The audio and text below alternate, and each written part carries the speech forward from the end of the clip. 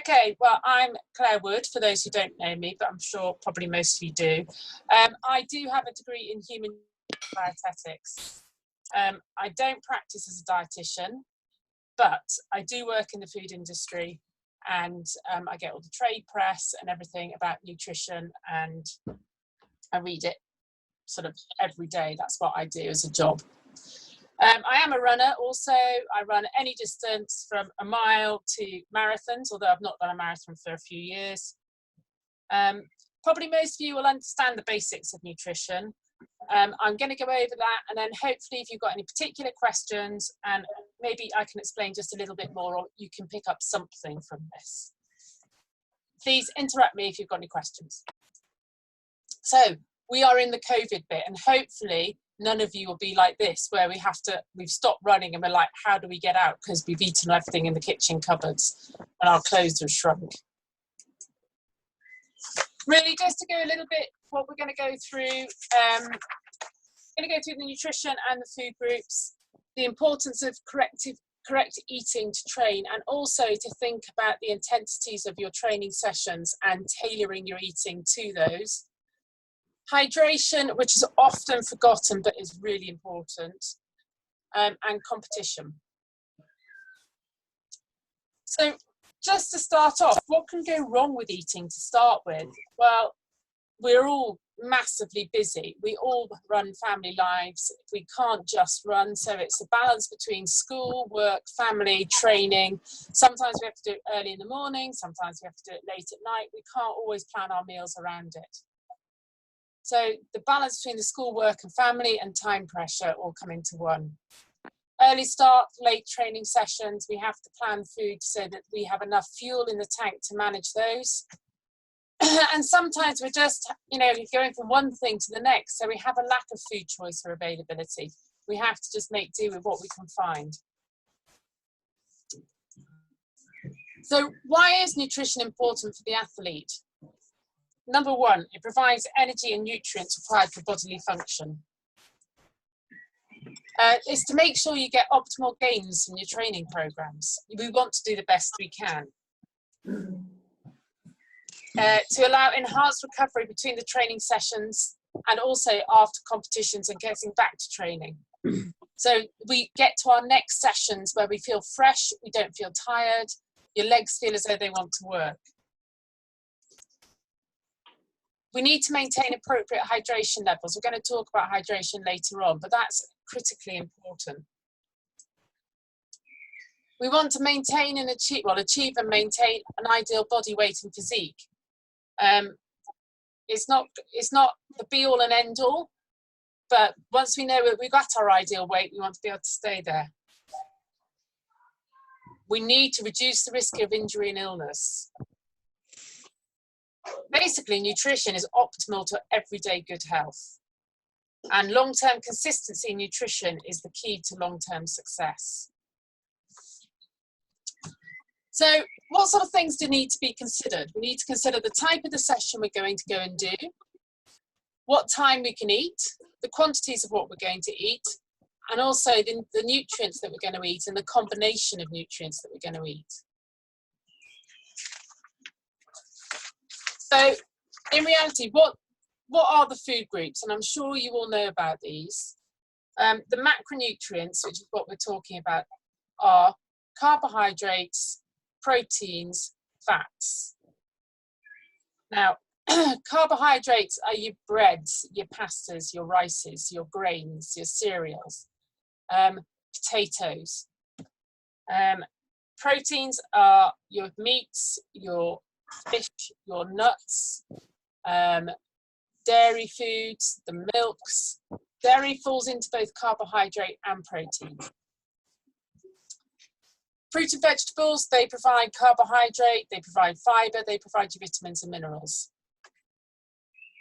So those, all the carbohydrates, the dairy, the protein, the fruit and vegetables are known as nutrient dense because they provide more than one nutrient quite often. Nutrient poor are foods that are high in fat and sugar. We try not to eat too many of those because although you'll get a quick energy release from anything high in sugar, we want to be making most of the diet from the rest. all the macronutrients are equally important in different ways. And we have to have every single macronutrient in our diet. But the main difference between really healthy eating and sports nutrition is the attention to detail and fine-tuning of delivery. Just want to talk a little bit about energy balance. We were talking about maintaining your ideal body weight and achieving and maintaining it so that you can run as fast as you want.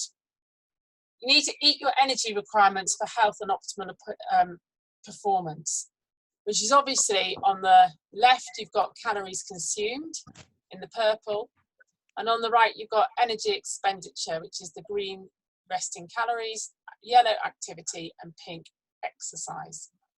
Now, we all burn energy, whether we exercise and are active or not, because we're all breathing, we're doing temperature control, we've got gut movements, our hearts are beating, so they all use up calories anyway. The brain uses a huge amount of calories. So when we add on activity, that could just be sort of walking around the house or just gentle activity, we have to add more energy into the expenditure, so a little bit more into the intake. But it's this pink box of exercise where we can actually influence our expenditure the most, and that then obviously affects how much you're eating. So to go through the macronutrients one by one, I'm going to start with carbohydrates because carbohydrates are the most important fuel source for athletes. They are the most immediate energy source, and they are the most more intense your training, the more carbohydrate is required. A lack of carbohydrate will cause you a lack of energy during exercise, early fatigue, loss of concentration, and delayed recovery. Now, the principal food for the brain is actually carbohydrate. So if you're doing a big run and you don't fuel properly, you might find that I definitely do this, about halfway, 3/4 of the way through a run, doesn't really matter what length it is. I start off very focused and I know exactly what pace I'm doing. And then I always about mile 5, drop off and my pace changes. Now, whether that's my body tiring or whether that's my brain not looking at what I'm doing and not thinking, I don't know, but it's really interesting that if the brain doesn't get enough carbohydrate, it lacks in concentration. If you've done a really, really hard session, you might find that you go dizzy. Again, it might be that the brain is not getting enough food, enough carbohydrate, enough fuel. Could also be that the brain's not getting enough blood. Carbohydrates are digested and absorbed much more quickly than protein and fat, which is why it makes them the most immediate energy source. Oh, Jay, you've muted me, I think. No, I can hear you. Okay. I can hear you. The other really important thing to think about is these macronutrients aren't just for running, and they're not just for athletes. You know, we have a body that we have to maintain, and so we need all of these to maintain our body. A lack of carbohydrate will also compromise your other bodily functions. So the immune system needs carbohydrate, and particularly if you've had done some really, really long, hard sessions, or you've been marathon running, the immune system becomes compromised, which is why there's the advice at the moment, particularly not to go out and do some really, really hard sessions, or if you do very hard sessions, to make sure that you eat properly afterwards.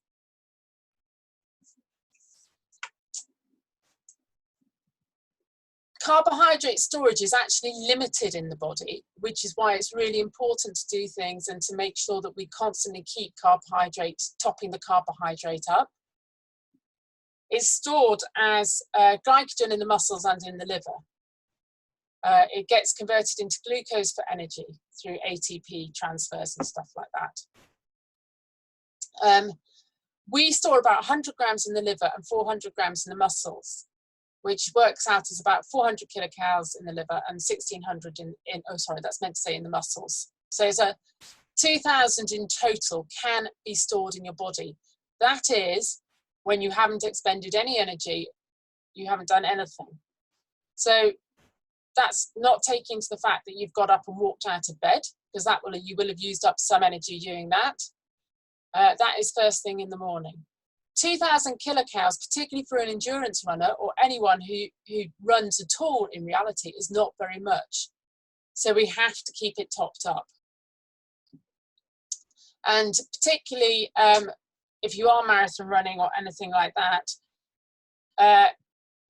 you know, we need to keep taking gels or sports drinks or some other form of fuel through the marathon, because we can't maintain the glycogen in the muscles. So you have to keep taking it in. It will be rapidly digestive, and keep topping it up. So if we have a long run of an hour, in reality, there's probably not enough stored carbohydrate by the time you come to run. So anything over an hour, you will need supplementing to maintain the energy. Steady recovery run, I've done one today.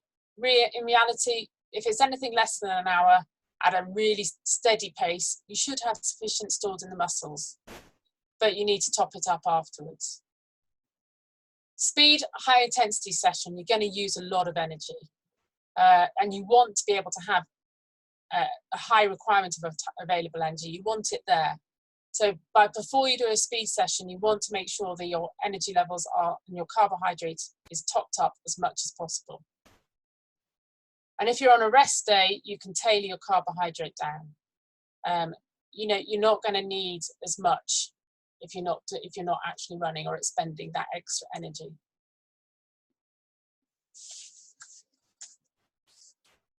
So what happens if we don't take in enough energy? We get to a point where you feel you've got no fuel in the tank. And I'm sure we've all had that, where you're running and suddenly you think, God, this is really hard work now. And that is when, you know, there are a combination of things. You've got a build up of lactate, you're starting to dehydrate, but the other one is you are starting to use up your energy source. So you just don't have any fuel in the tank to be able to keep going. Particularly in things like marathons, you hit the wall, generally around mile 20, 21.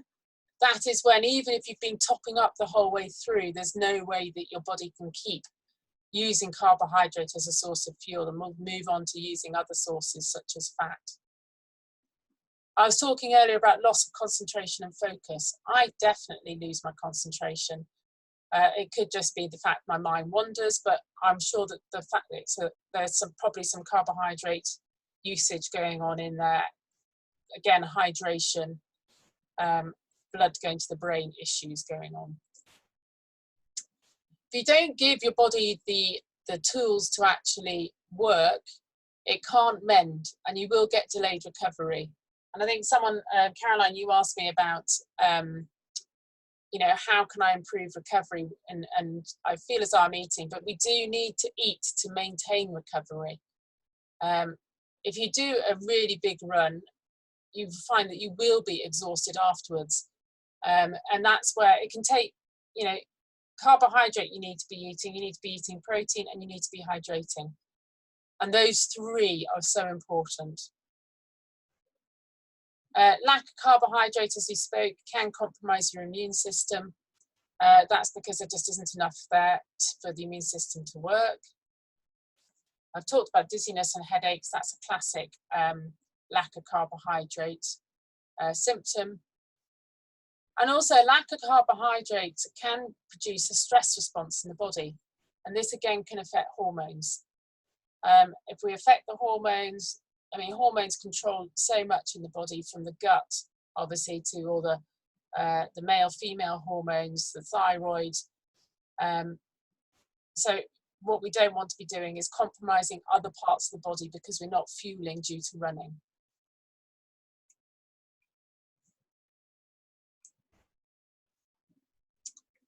I'm going to go on to sources and amounts a little bit later on in the presentation. Please shout if this is what the sort of stuff you were hoping was going to be in this presentation.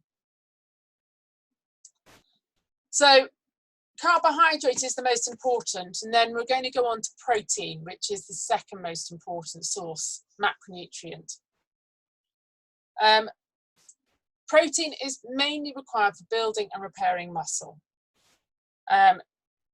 Whenever we run, we damage muscle. We get micro tears, we get bleeding in the muscles, and the body has to go through remodeling. I mean, every runner, me and actually my husband Richard is the worst for this, moans about muscles hurting, injuries, niggles. We've all go through those phases, and that is where we're getting micro injury, we're getting micro tears, and we have to have the protein to be able to remodel these and to rebuild.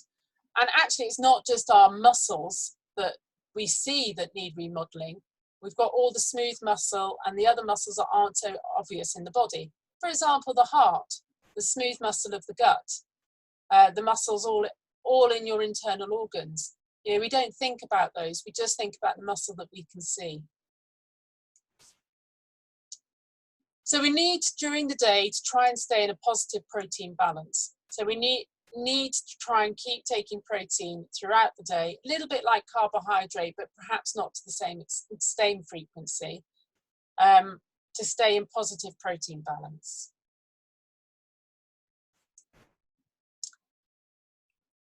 Protein is particularly important in the recovery phase.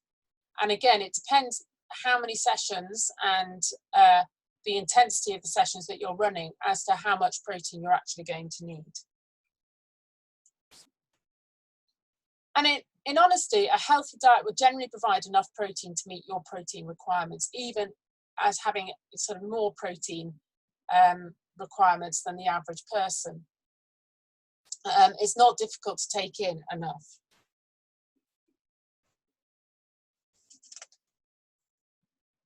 %, by the way, of body protein is actually stored in the muscles that we can see. So the suggested amount is for protein is 0.8 to 1 grams of protein per kilogram of body weight a day. So if I'm 58 kilos, I should be taking about 58 grams of protein a day. So then if you split that, well, we're going to go on to this a bit later on, but if you split that 3 or 4 ways, and you're only looking at about 15 grams of protein a meal, which is not a huge amount at all. What happens if we get a lack of protein? In reality, we get injury. There aren't the building blocks there to be able to repair the muscles that we've damaged through running. So we will get injured. Also, you will, particularly if you don't take in enough carbohydrate or protein, you are restricting your diet, you will get loss of lean muscle mass. The body will need some energy, so it will take it from the muscle mass and convert that into energy so you can run or just function to breathe.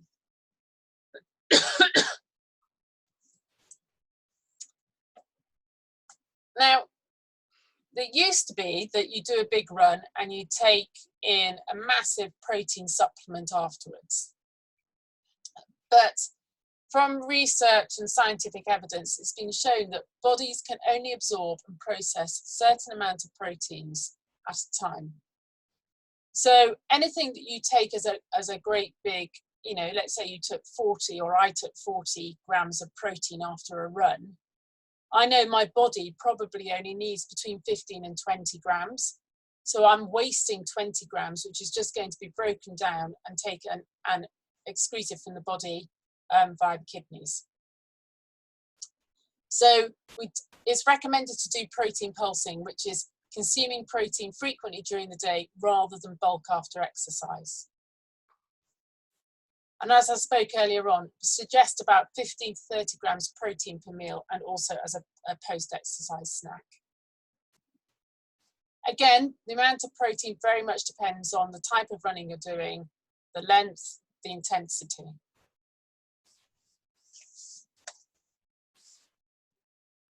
So fat, we've gone through carbohydrate now and we've gone through protein. Talking a little bit about fat, and people are very wary about fat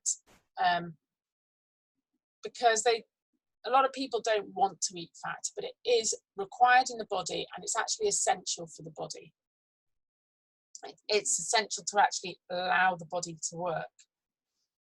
And as runners, we actually need about the same amount of fat as a non-runner or as a non-athlete, which is realistic, you know, about 1 gram of body weight, 1 gram per kilo of body weight per day. It is a massive energy source, fat, and we need it to absorb some vitamins. The fat-soluble vitamins are A, D, E, and K. Just be aware that if you are taking vitamin supplements, they are the ones you can overdose on. The B vitamins, the C vitamins, you can't overdose on because they're water soluble, they get excreted by the body. A, D, E, and K actually get stored in fat. So fat basically is required to absorb some vitamins. It provides essential fatty acids that can't be made, produces hormones such as testosterone and estrogen, and it does other functions in the body as well. It protects, well, the good fats, the saturated fats, polyunsaturated and monounsaturated, not saturated, sorry, poly and monounsaturated, they are classified as good fats. The saturated, the trans and cholesterol are categorized as bad fats. Good fats, such as the mono and polyunsaturates, are found in things like omega-3, so in fish, in nuts, in seeds, and they can help protect your body against what are called free radicals. And these are molecules that get created and go around damaging cells in the body. So we want to be able to have these nice antioxidants that come out of avocados, nuts, seeds, and fish to protect against these free radicals. We do need a certain amount of saturated fatty acid, saturates a day, because again, these make hormones. They are essential for things like that. Well, the ones we really don't want and we should limit are trans fats. These are processed fats, hydrogenated fats, and these are the ones that in your body cause an inflammatory reaction, and they actually create these free radicals that go around damaging the body. So we want to try and limit the trans fats, eat the good fats, the mono and polyunsaturates, but we do also need a small amount of saturated fatty acids as well.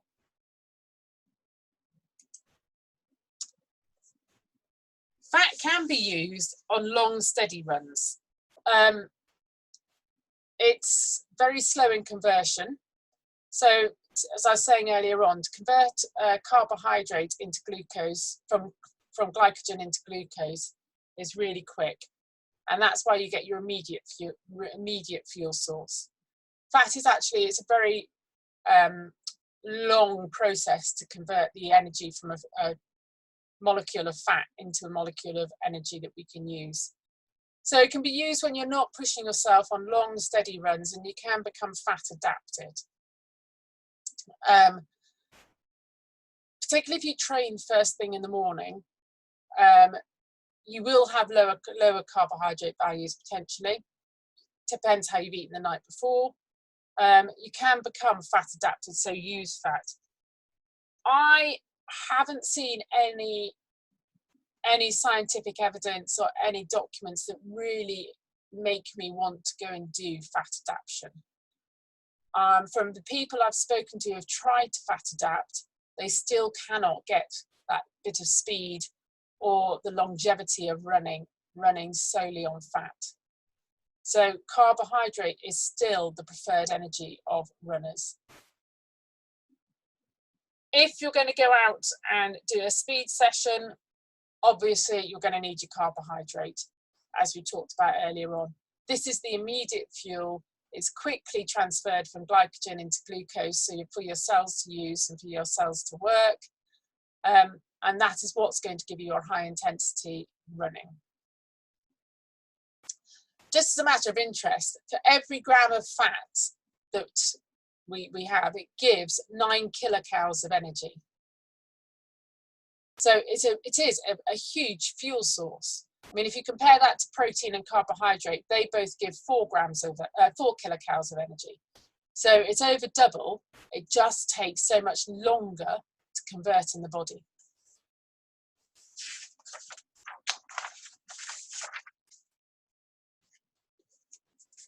Again, vitamins and minerals are really essential, but if you eat a balanced diet with your 5 a day, you should in reality get your nutrients that are necessary.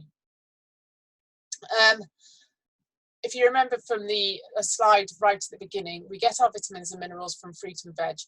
And my recommendation is to try and eat a really colourful plate of food, because then you get your anthocyanins, you get your vitamins, you're getting all sorts of different things. And try for 5 a day. Just so you know, one portion is defined as 80 grams. So to get your 5 a day, you need to be eating 5 times 80 grams of a fruit or vegetable. Claire? Yeah. Sorry, can I ask one quick question there? Yeah. When I was a kid, I always thought that meant you had to eat 5 different fruit and vegetables. But someone told me recently that you can eat like the same fruit or the same vegetable as long as you eat enough of it. Yeah, that's right. Is that true? Oh, okay. That's just me then. On wholes, you can get it from fruit juice as well. So if you wanted, you could eat 4 oranges and a glass of orange juice, and you get to your 5 a day. Oh, brilliant. I'll eat lots of strawberries then. So ideally, you want to be eating a variety of colours, because then you get your different anthocyanins and catechins and other things as well. Sorry, can I just ask a question on that? When did that advice change? Because I always thought it had to be 5 different things. No. You know, the actual guidelines from the NHS is just 5 by 80. We recommend that it's, you know, you ideally, as I said, want to have 5 different colours, because you're getting your different anthocyanins, as I keep going on, your catechins and your everything else.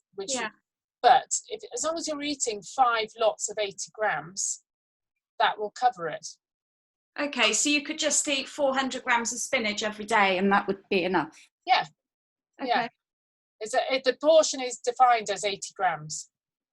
Okay.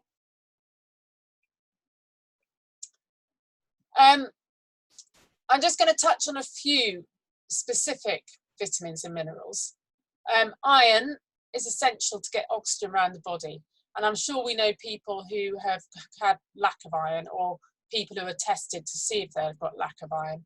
And if you do, you will get fatigued quicker than a person who's got a good level of iron. Heme iron is better absorbed than iron. So meat iron is better absorbed than iron from vegetables. I don't know how many vegetarians or vegans we've got on here, but if you drink something with vitamin C, with a dark leafy veg, it actually helps to absorb the iron out of plants. If you drink tea, the tannins actually stop the absorption of iron. So if you're worried about your iron levels, I would always say make sure you have some sort of vitamin C, whether it's an orange juice, it's the obvious one, or a fruit juice, whilst you're eating up your vegetables and or your meat even. Vitamin D, we don't get enough sunshine. This comes from sunshine, and we don't get enough sunshine in this country to create enough vitamin D. So it's recommended to supplement. And there are so many different ways you can supplement the vitamin D, whether it's through tablet, whether it's through a spray. You can actually even get the zeros in your electrolyte drink that have vitamin D in them as a supplement. It's so important for bone health, calcium absorption, and also muscle contraction. So it's actually a really important one to make sure you're getting enough from. And I say in this country, even though we have some sunny days, we don't get enough of it. All the B vitamins, which are found in cereals and pastas, bread, anything with a flour in it, they all help energy metabolism. That's what our body helps to metabolize the energy in our bodies. Vitamin C, there's a health claim for vitamin C that it can help reduce tiredness and fatigue, as well as obviously supporting the immune system. Magnesium and calcium are needed for muscle contraction. And calcium and phosphorus balance are needed for bone regeneration. So calcium and phosphorus work together. So you have a certain amount of each and they have to be in balance to get the correct bone regeneration.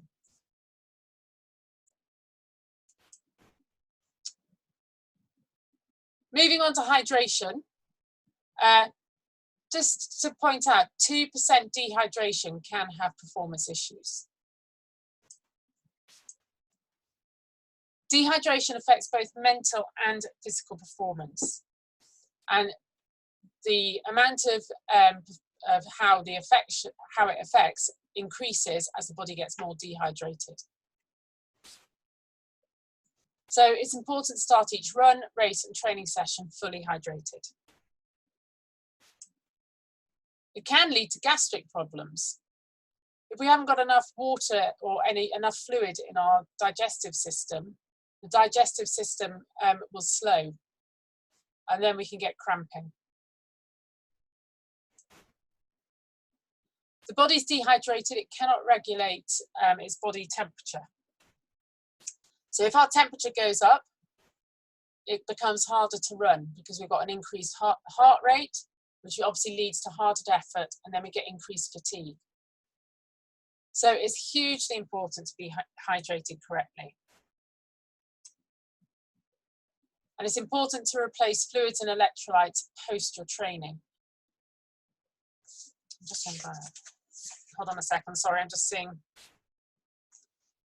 There is some research to say that actually if you replace your fluids with water, it has a slower uptake from the gut than if you replace your fluids with electrolytes. So if you really want to hydrate as quickly as possible, you want to be hydrating with electrolytes rather than water. So when you're thinking about your hydration, what sort of things do we need to be thinking about? Weather. Obviously, if it's warm like today, you're going to need more hydration than if it's cold. And again, if it's really humid, you're going to sweat more.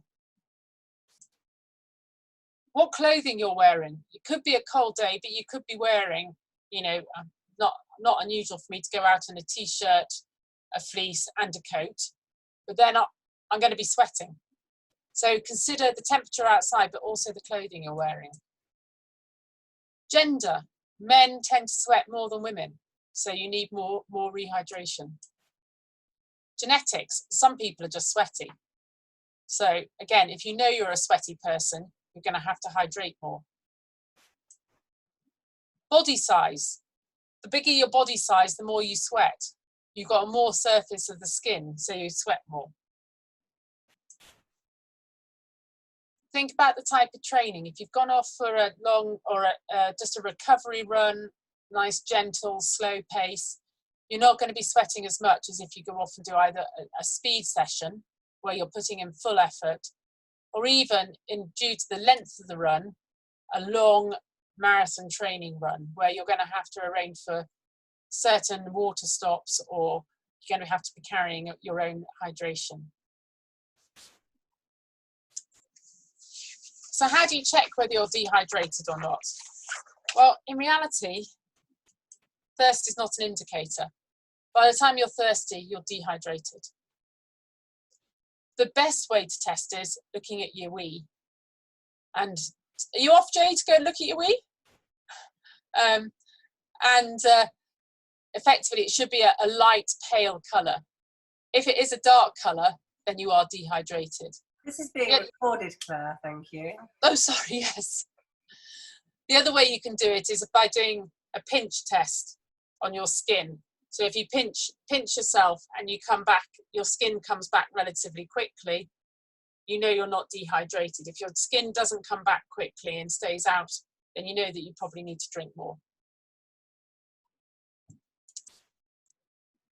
There are no specific guidelines set down in stone, but a rough target is 200 to 300 ml, 15 to 20 minutes. Again, going back to, this is obviously weather dependent, gender, individual variation. As I said earlier on, water is sufficient. If you need extra energy because you're doing a longer run or you need to replace some carbohydrate, energy sports drinks or squash are okay. And there is scientific evidence to show that hydration is faster if you use electrolytes. Some people swear by things like skim milk because you're getting, but not only are you getting your sort of electrolytes, your calciums from that, but also you're getting carbohydrates and protein as well. So hydrate to feel great. So we've talked about when, what to eat. When are we going to eat it then? Again, it depends on the intensity of the session and the timing of the next training requirements. So we want to be eating carbohydrate before, potentially during, and definitely after a run. We need to hydrate before, potentially during and after a run. And the protein needs to be after the run, but also pulsed throughout the day. So recovery nutrition, and I've stolen this slide from someone else. Some people train twice a day, and if you do, then you have to consider your nutrition much more. So if you've done a high intensity session, you need to, and you're going to go out and do another session later on, you need to take some food within 30 minutes of finishing if it's going to be over 2 hours until the next meal, or if you're planning on a further session in the afternoon or later in the day. You want something that's easily digestible and that's got both carbohydrate and protein. So chocolate milk is perfect. It's got a high level of carbohydrate and it's got protein in it. If you've done a high intensity session, but you're not going to be training again for 24 hours or more, you just need to be able to eat something and recover within 2 hours of finishing the session. So you can eat a proper meal with like nutrient dense carbohydrates and protein. So eggs on a toasted bagel would be perfect.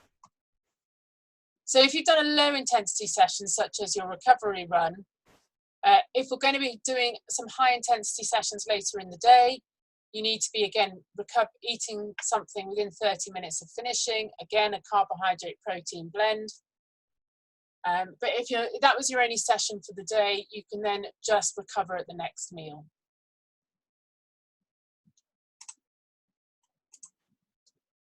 So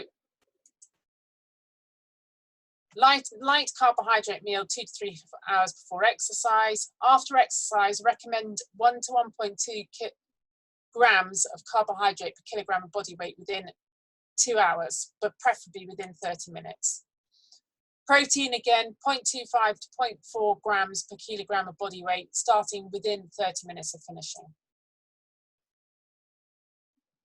So what sort of makes carbohydrate? So we've got like a banana is roughly anywhere, obviously depends on the size of the banana, between 28 and 35 grams of carbohydrate. I love bagels. They are about 45 grams of carbohydrate. They're a really good source. Again, dried mango, a bag of dried mango is about 29 grams or 28, 29 grams of carbohydrate. Jacket potatoes, 56.5 grams of carbohydrate. And a bottle of fridge milk, 52 grams. You look at the fridge milk and compare it, that's 11 grams per 100 ml. And you look at the Lucozade, which we all think is a sports carbohydrate drink, that's only 6.4. So you can see actually which one is better.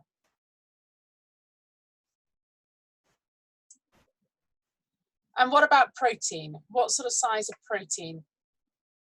And what are the sources of protein, the sort of sizes?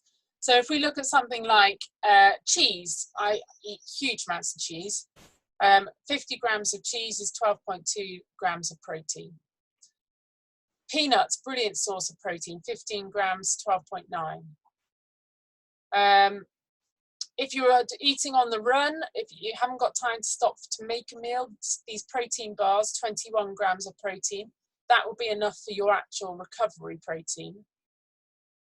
A steak, you've got 250 grams serving. A steak is 47 grams of protein. So, you know, you're overdoing it there, but you're also getting iron and other minerals and carbohydrate in that.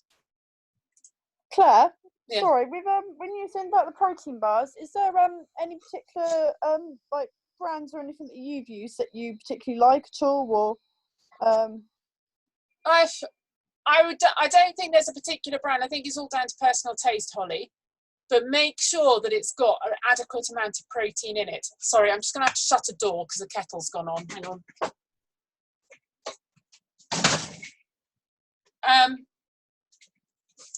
Because some brands say that they're protein bars, but they actually don't contain enough protein. So you need to be looking at something that has at least 20 grams of protein in it. And particularly if I go back a slide, and back one more, things like these Eat Natural bars, people, or the I can't see the product I want. Some of these Naked bars and things, they it is on the carbohydrate, it's underneath, everybody, that's why I can't see it. These Naked bars, they sort of have marketed themselves to be really good, but actually when you look at it, they haven't got enough in there to actually satisfy what your body requirements are. So you can see on here, on this Cymax Pro to Go, it's got protein 21 grams. And any of the professional bars or the ones tailored specifically at sports people will have the protein on there. I mean, there is also a good range of yogurts that have adequate protein in it, post-run protein. So some of these skier ones, they are all made to have sort of increased protein. Oh, I love those yogurts. They're really good. Thanks, Claire. That's all right. So as an example, I'm 58 kilos, so I need 58 grams of carbohydrate post-exercise and 14 grams 50 of protein, because I'm taking 1 gram of carbohydrate post-exercise and 0.25 of protein. So something like before a run, I will either have something like dried mango, or I said I like bagels and peanut butter and jam. There is some research that I've seen that says actually eating a bit of protein before, it does slow the absorption from the gut of the carbohydrate, but it does start to work as you are running. So the damage you're creating when you're running is starting to mend as you are running, because you've had a little bit of protein before. So before I run, that would be my sort of eating. And I have a pasta Tuesday because we tend to do a speed session on a Tuesday. So that would give me 46.7 grams of carbohydrate.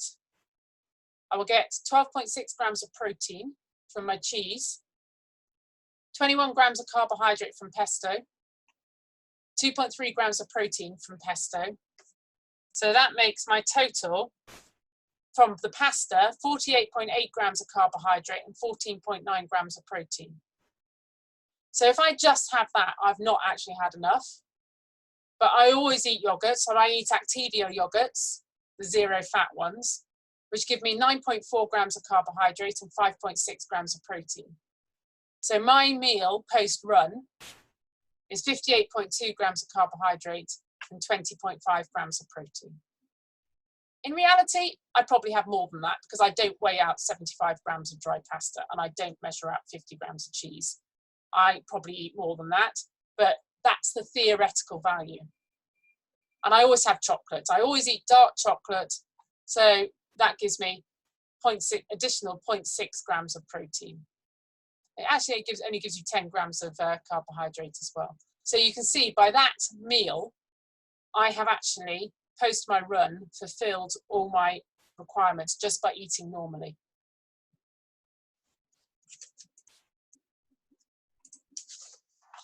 So competition. Do not try anything new. Don't suddenly decide that you're going to try a new gel, a new breakfast, a new anything. And I had a question in about carb loading. Definitely plan your nutrition, so for 48 hours before, to ensure that you're getting maximum glycogen loading. So you want to be taking in as much carbohydrate in the 48 hours before you run as you possibly can, and expending the least energy. Don't panic if you can't eat breakfast, as I know a lot of people can't eat because of nerves. But if you can get a good breakfast at least 2 hours ready prior to racing with carbohydrate and protein, that is brilliant. So back to my bagel, peanut butter and jam, or eggs on toast, or a bacon sandwich. That would give you, it depends what you want. As I said, don't panic if you can't eat breakfast, because if you've actually carbohydrate loaded in the previous 48 hours, you will have put in as much as you can into your body. So you will only be slightly deficient from what you've used overnight in just maintenance of your body.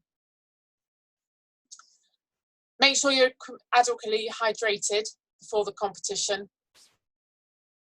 And I always have a snack 30 minutes before the race. It's only generally something light, a banana or half a banana, some jelly babies, a gel, a cup of milky coffee, something to give you some carbohydrate.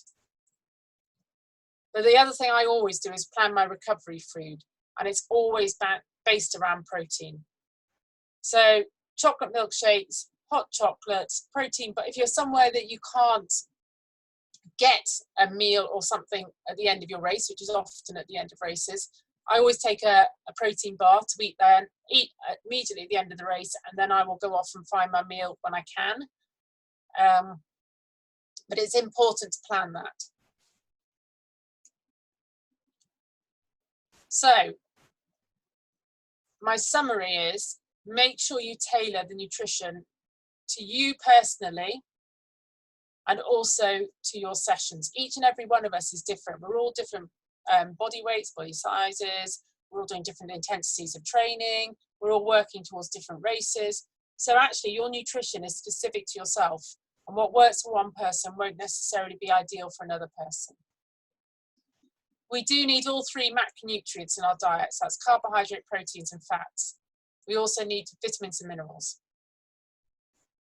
It's crucial to get food and fluid intake right if you want to train harder, go faster and recover quicker. Remember that fluids are crucial, and think and plan food for pre and post training. So that in reality is nutrition presentation.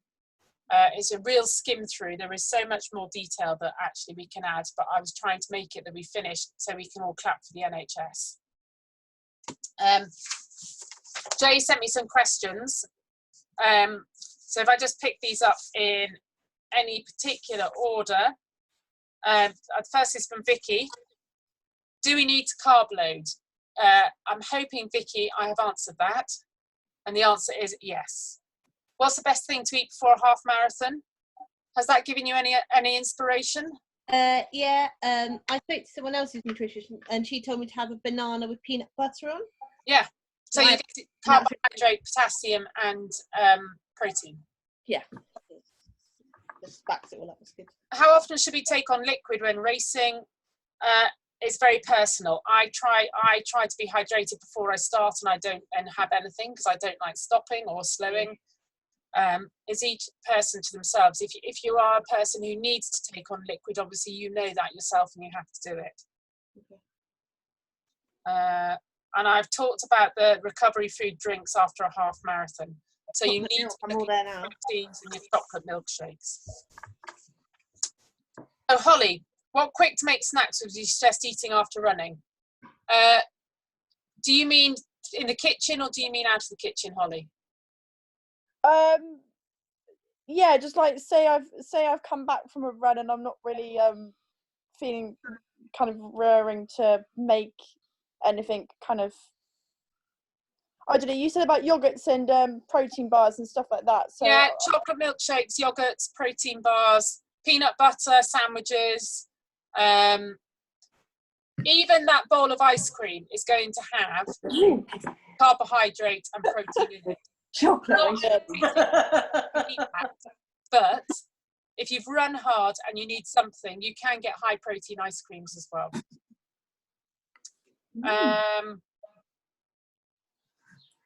What foods can you eat after running that's healthy and fill you up? Holly, I don't know anything that fills you up. What's the optimal time to eat after running? I hope I've told you that. How many days should you carbo load before a race? At least 48 hours. And is it effective to eat lots of high carb foods several days before a race, or will it make you feel stodgy? Yes, it is effective to eat lots of high carbs, as we said, because you need to glycogen load. Make sure you eat ones that don't make you feel stodgy. So if pasta make you feel stodgy, try bread, try potatoes, try, you know, you can flick through different ones to find the one that for you doesn't make you feel stodgy. Caroline, right, you got a question. You're struggling with muscle fatigue and soreness. Now, I thought quite a bit about this one. There could be many reasons for your muscle fatigue and DOMS. You know, it's not just your fueling. It can be the intensity of your sessions. It could be your hydration. It could be partly due to nutrition, making sure that you bring on enough carbohydrate before and enough protein and afterwards, and carbohydrate afterwards.